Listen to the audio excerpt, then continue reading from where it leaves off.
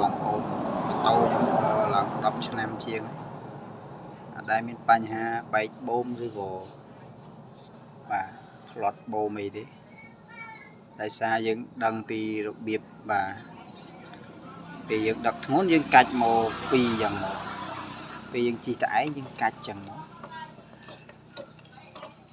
កាច់មកមួយយ៉ាងមកបាទចឹងខាងនោះដូចគ្នាបើមួយទាំងអស់បើពីរទាំងអស់ពីរប៉ណ្ណឹងមកជីបាទគ្នា2នាក់3នាក់ឬក៏ដឹកកតុដឹកអង្គ50-60គីឡូ100គីឡូអីបាទកាច់មកបាទរូបមនុស្ស2នាក់ហ្នឹងមកប៉ណ្ណឹងដឹងថាយើងដឹកធ្ងន់បានហើយយើងកាច់អានេះជើងជីកត្អែងឬក៏2នាក់គឺល្មមតែដល់ឡើង2នាក់ដែរប៉ុន្តែខាងក្រោយមៀតគាត់ធំធ្ងន់ប្រហែលជា80គីឡូឬក៏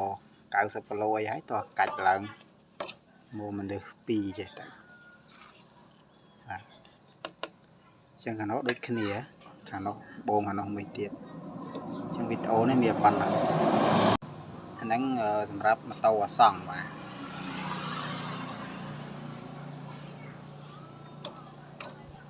ចានេះខ្ញុំជិះតែឯងអត់សូវអាលាក់បើកាច់ទៅរូបមនុស្ស2នាក់រៀងអាលាក់បន្តិចហ្នឹងសម្រាប់តាបូមផ្នែកខាងក្រោយទេបើខាងមុខវាអូតូគាត់ថាខាងមុខគាត់ថាម៉ូតូខ្ញុំអត់តន់បានលាងទឹករៀងមើលទៅរៀងដីបន្តិចបាទពួក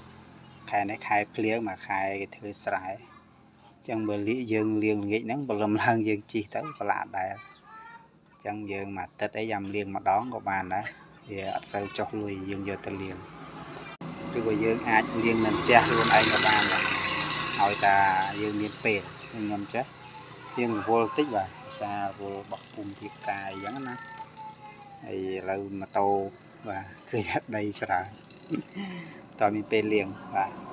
ហើយគប់ផ្សំយើងតែយើងលាងផងយើងបាទរាប់ឆ្នាំម៉ូតូប៉ុន្តែរបស់ខ្ញុំនេះវាយូរដែរ10ឆ្នាំជាងហើយវាល្មមលបកឆ្នាំវាល្មមច្រេះបាទចឹងធុនបាទសង់ប្រើធុនចឹងមកទល់ពេលនេះអត់ទាន់បានដូរសេរីអីមួយពេលទេព្រោះវាជីវាអត់មានខូចអីផងអស់តែសតអស់តែក្នុងអស់តែប្រាងបាទយើងគ្រឿងក្នុងបាន